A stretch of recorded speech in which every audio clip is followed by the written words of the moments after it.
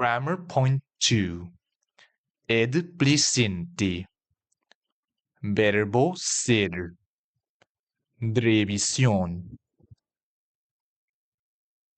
Please repeat after me. Ser. Yo soy. Tú eres. Él, ella, usted es. Nosotros, nosotras somos. Vosotros, vosotras sois. Ellos, ellas, ustedes son.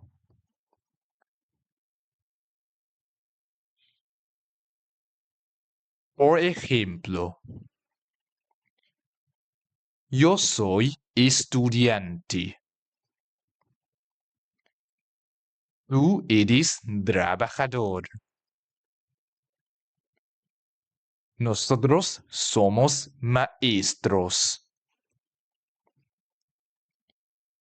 Él es artista.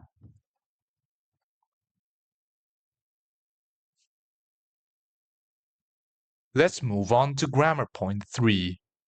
El presente. Verbo tener. Please repeat after me. Tener. Yo tengo. Tú tienes. Él, ella, usted tiene. Nosotros, nosotras tenemos. Vosotros, vosotras tenéis. Ellos, ellas, ustedes tienen.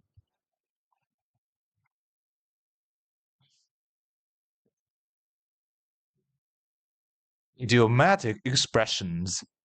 Expresiones idiomáticas. Please repeat after me. Tener que. Tener ganas de. Tener número años. Tener hambre.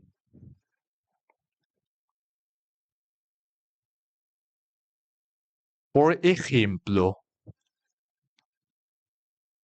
¿cuántos años tienes?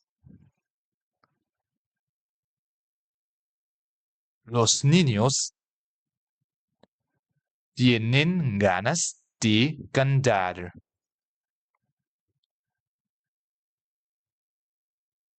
Yo tengo que ir a la escuela.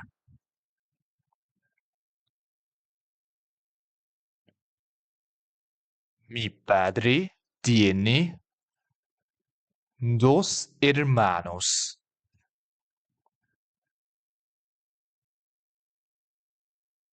Next, we'll continue with section 7-3. Practice questions. See you in the next video.